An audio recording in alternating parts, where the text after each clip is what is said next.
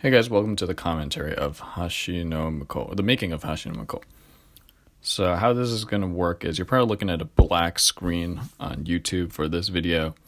And so what I want you to do is open up the original film, the actual film, and this YouTube video, which is the commentary, which is just going to be a black screen with the audio on it. And on 3, we're going to both press play at the same time and watch the other movie at the same time, if that makes any sense. So you're going to be playing 2 YouTube videos at the same time. This should work. I've seen it work. So get ready on 3. 1, 2, 3.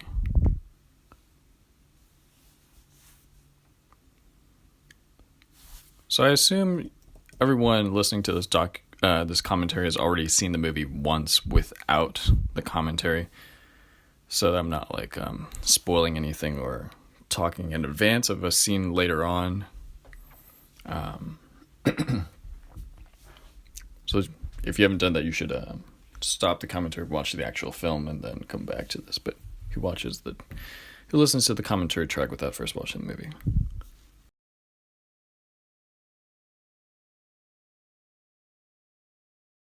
So there's this opening scene, which I like. I like this opening scene. It kind of breaks that fourth wall and it makes it very clear that it's a making of film. And then we have this black making of film title card. Rewind back in time 10 hours. As a more sort of gripping introduction, perhaps, than if it was just a linear behind the scenes kind of film, which so far all my behind the scenes videos have been. From here on out, it's pretty much linear, unless I'm faking some kind of story, some kind of human interactions. But otherwise, it's portrayed at least as linear time.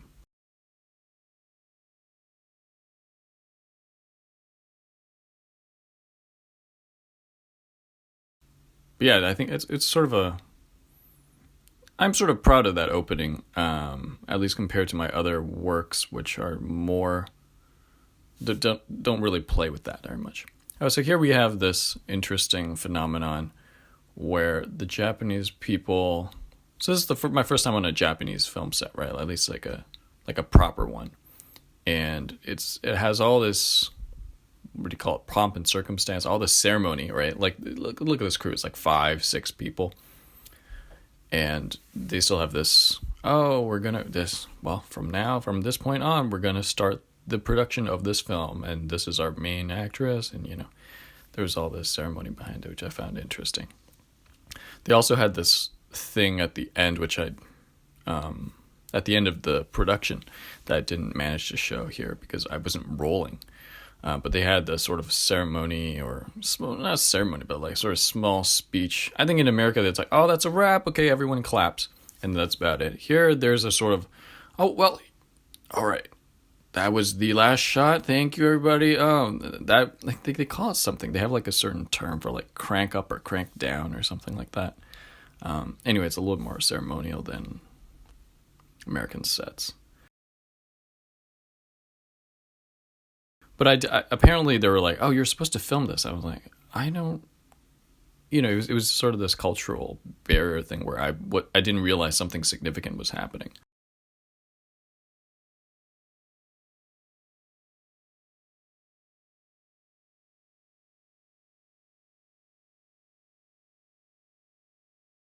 So this is Lancer's office, which is the company. It's like Upwork, I guess. It's kind of like Upwork, or Upwork had an old name. I forgot what it's called. But basically the Upwork of Japan, as far as I'm concerned, hosted this film competition or film. It kind of got together all the people on its platform necessary to make a film. So they got together a script writer, got a director, got a sound person or something, got together an art director so that they could come together and collaborate. And so that's sort of the origin of this film. That's how all these staff know each other. At least some. I think the assistant director and the director, or his title is sort of co-director. But anyway, Toyama-san Toyomo-san and Watanabe-san, the director, are, I think, long-standing friends, I believe.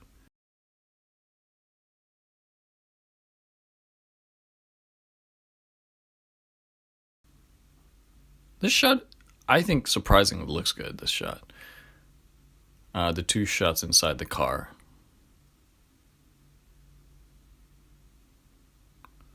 That's what you get for daylight, natural light. That's just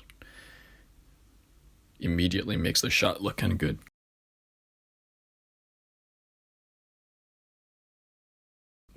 I was gonna write subtitles for this movie actually. Maybe one day there will be subtitles, but at this point there are no subtitles.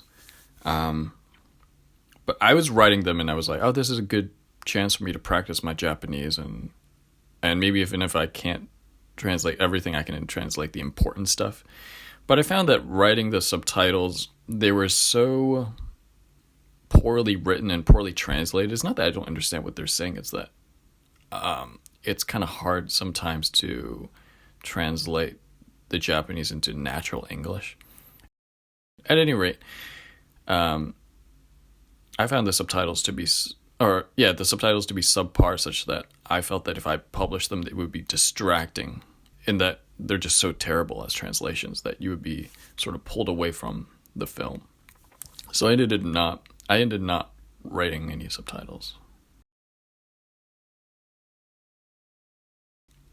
Here we are shooting at the bridge. We did spend a while here. We probably spent a good 20 odd minutes here. And it ended up being like one shot in the film, or two. I think there was one shot looking up at her from under the bridge, and then there was one shot on the bridge with her looking out at the view.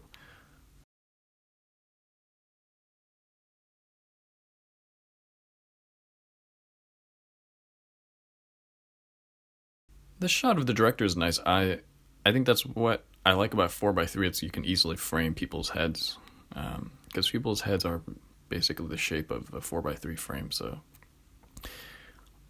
it's fairly easy, or it's kind of you also get lazy about it because you don't have to do any composition. You just have to zoom in really tight on them, and you already have a shot.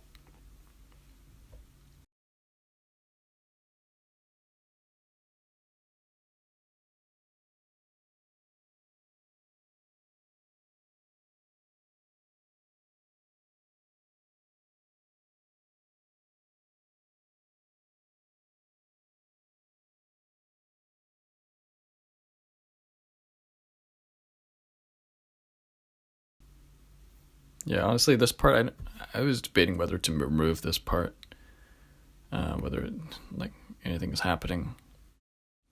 I guess narratively, it's just it's making the tedium longer so that we can have this reaction shot from Ayumi which is the punchline of the scene. This part, what they're shooting Ayumi here, is also it ended up being one shot in the film. Then again, same with the part where they were like sneaking into this narrow alleyway to get a shot. That shot I actually liked from the final film. I thought that was considering how sketchy they looked, like sneaking into that alleyway. I was like, oh, okay, this is the shot you were aiming for. Okay, I see the sort of the reason why you put so much effort into it.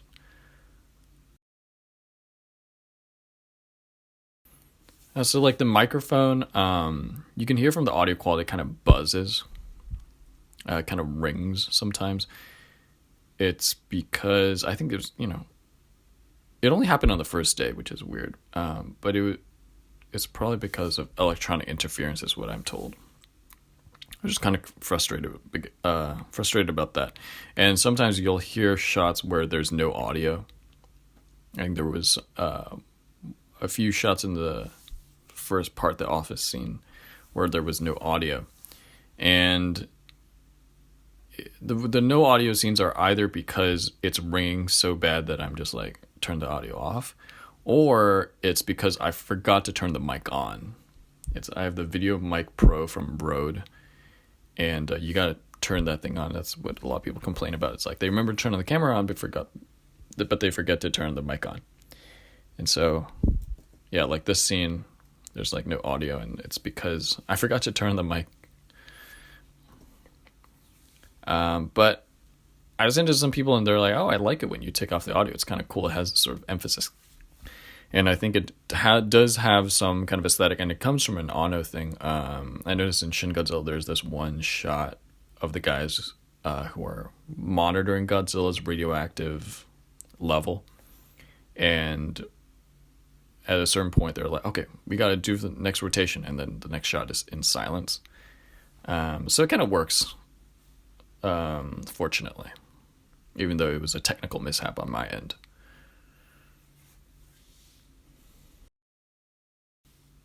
Here we have this kind of, like just now that cut was like a cut on action, but it was just like a pulled back. So it was kind of like a cheeky cut. I don't know if it would, I don't know if it technically works so per se. There's a lot of cheeky, or I wouldn't go as far as to call it experimental, but it's kind of just things I don't know necessarily work the best, but hey, whatever. I'm not being super precious with this film. There's a lot of playing around here. There's a lot of looseness here. Same with just now that cut punchline, the cut, and then you cut to the guys moving the gear away. That cut line delivery, so to speak, I wasn't particularly happy about. And it sort of goes to show that it's not just your planning of the editing that's important, but the delivery of the lines are also important. Which could be obvious for some people, but apparently not me. Here, this is an amazing thing. So if you look at this shot, that bike just passed them, right? But there was no sound of the bike. Why was that?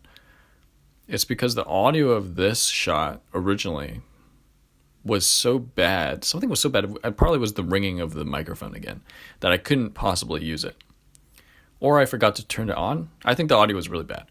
And so I was like, I was really frustrated because I liked the shot a lot visually. And I was like, I can't use this. Let me try and take this audio of the second shot and put it over the first shot and try to engineer it so that it works. And I didn't have to do anything. I literally just took the second takes audio and put it on the first one and just timed the beginning, and boom, the rest of the shot just matched up. I don't know. The mechanical timing of actors here are really good. Even the first cut, right? From the close up of the boss cut to the wide reveal. I used the audio from the close up onto the wide, and you can't really tell. The footsteps match up perfectly. Same with the one with the bike going over the bridge.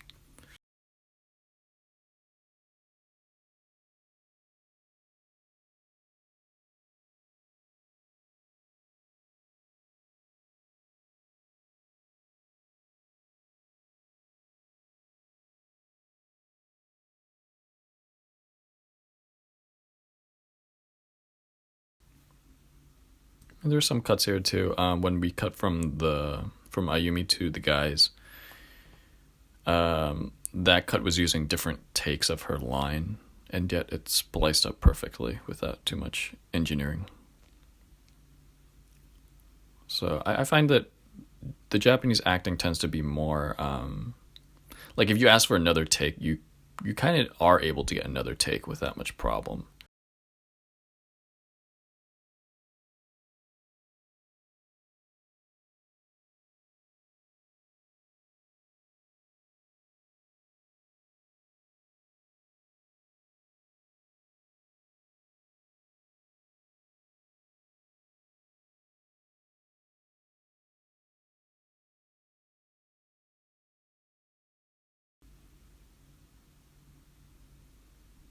So here they're shooting.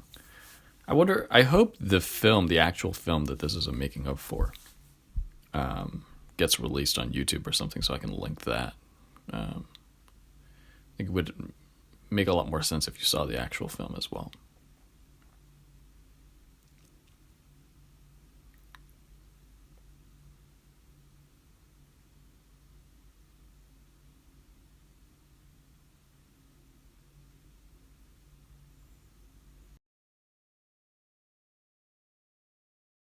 But yeah, this is my sort of traditional Chester style of faking continuity, despite it not being a film that was made via very numerous takes. It's faking continuity through the repetition of the action, right? So this looks like it was one take, so to speak, but I spliced together the video from multiple takes that they did. But it's sort of a style I'm getting away from because I feel that it comes off as fake. As sort of entertaining as it is, and there's this sort of cheekiness about faking continuity in a realm where you know there was no continuity. And in other words, you're able to achieve this continuity film despite shooting documentary, aka one single takes, right? And you're supposed to just fake some level of continuity. I'm kind of getting sick of that, and kind of interested in something more real, because I think it just makes you intimately aware that I'm faking things, and I think there's some level of a betrayal, because you sort of become a little detached from the film because you know everything is faked. I don't know. At least that's how I feel when I watch my own stuff that is done in this style. But let me know if you feel different about it, because that could be my own bias as a creator of it.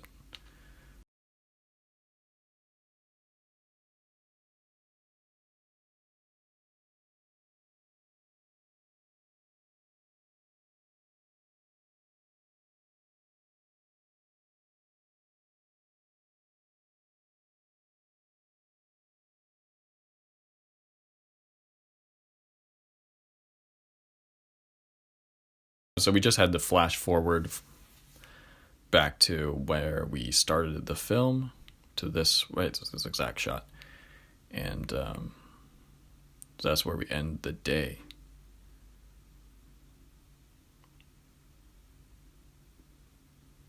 The next day, the second day of shooting, second day of production.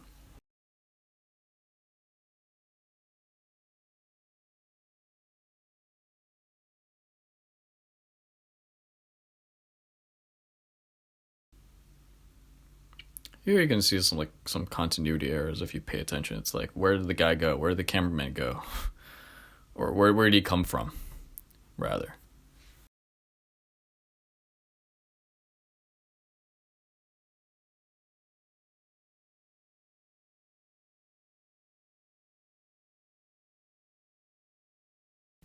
Again, how easily you can frame a face by shooting in 4:3. I was talking to a friend about this, but I don't like 16:9. I like 4:3, and I like your standard widescreen aspect ratio. But I find 16:9 just to be this awkward middle ground where, like, does it want to be wide? Does it want to be square? I don't know. It's indecisive, and I think there's charm to framing a shot in a more square-like aspect ratio like this 4:3, or there's also charm in framing something for a wide screen like a cinescope or whatever it's called. But there's kind of no charm in framing something for a 16:9. It's just this awkward, I don't know. It has no direction. Like, is it vertical direction or is it horizontal direction? It's kind of indecisive on that, and I find it to not have that much allure.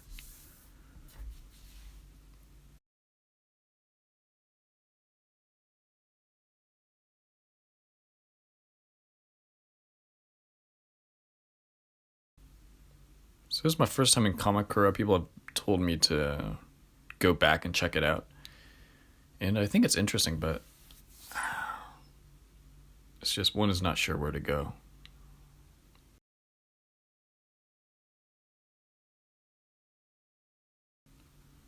So for this shot, I was trying to pull a joke, I guess.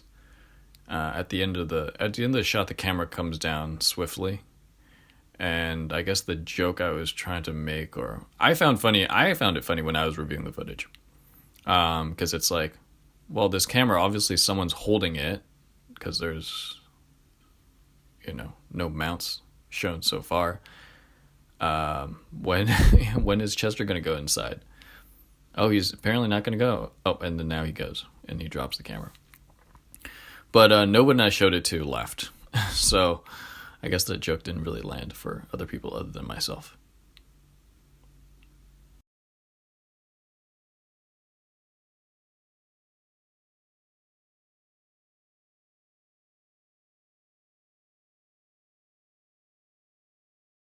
This room was really hard to white balance. I think I set the white balance once, but the colors looks kind of weird to me. It's like kind of,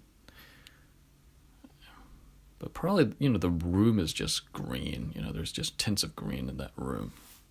Um, oh, the crap! I'm on night shift on the Mac, so let me shift it back. I wasn't looking at the colors accurately. I remember actually once I had night shift on and then I was color grading. I'm like, wow, this footage is so warm. How did I not color correct this before? And then I realized I was on night shift.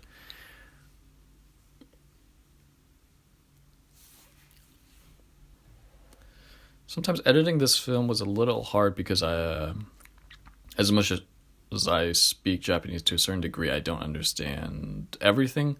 And so it was tough to decide what was actually important and what was actually interesting. I ended up doing it almost from an American perspective, just like someone that doesn't really speak the language. And as long as it's visually interesting or blatantly interesting, then I would keep it.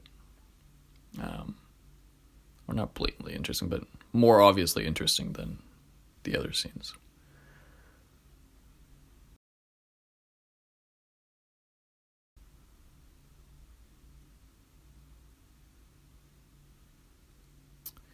Here, so the guy with the black mask, it actually says lift on his mask for some reason, but lift like the Uber competitor, and he appears in this scene, but I don't introduce him, aka showed his name as a title card until later when he has his when he has his actual debut moment in the film.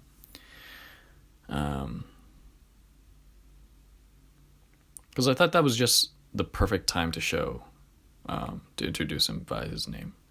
Like that shot also looks better than any of the shots he's in here.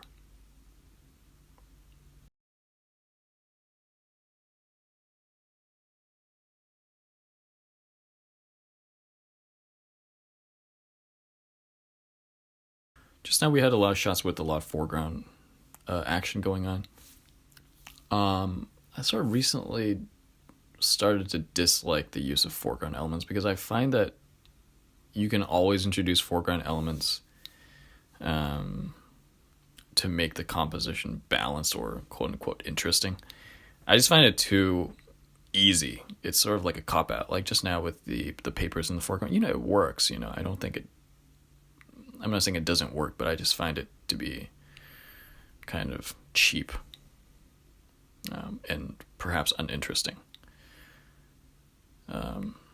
If there was a narrative purpose to it, I think that's something else. But if it's just, oh, well, to make the shot balance, we'll just put something here in the foreground. I find it to be a little cheap, and it feels hacky. It just doesn't seem artistically solid.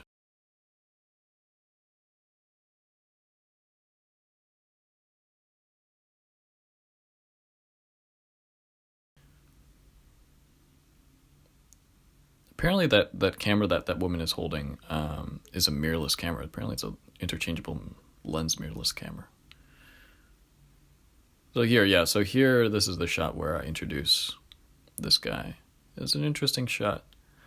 Um, we have the shot that's going in the actual film, and then we have the BTS shot. So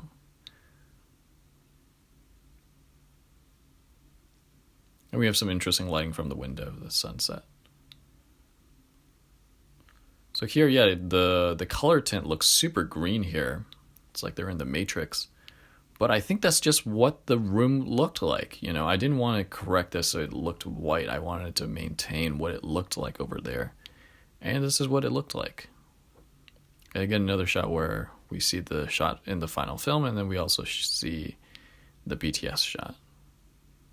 They didn't actually use the dial. I think this was just part of a montage scene. And so the lines never went in. It was just to create the atmosphere or whatever. Okay, and we're already on the final day. The reason why the days keep getting shorter is because sort of nothing really interesting happened, honestly. Like, day 1 is the longest. Day 1 takes like half of the film, half of the BTS film. And day 2 takes like 10 minutes, and then day 3 is like this one scene, just this one scene. And so I wanted to make it longer, but just nothing interesting happened on day 3. And I was like being bored watching it. And the only thing I liked from day 3 was this one scene. So I just decided, yeah, forget it. We'll just keep this one scene. But there's some deleted scenes that I just took screenshots of, and then I just put them in the end credits as stills. So this one, yeah, it went from reality to the film world, and then comes back to reality.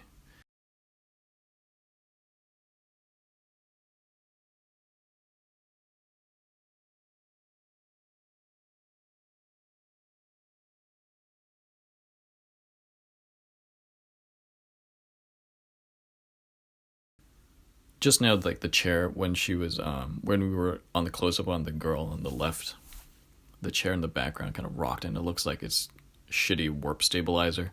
It's not. It's just that she was shaking the chair. I'm actually allergic to shitty warp stabilizer. I hate it when people use it and they're like, "Oh no, it looks steady." It's like, dude, I can see the fucking warble in the background. What are you fucking thinking? Like, you can't just put warp stabilizer on anything.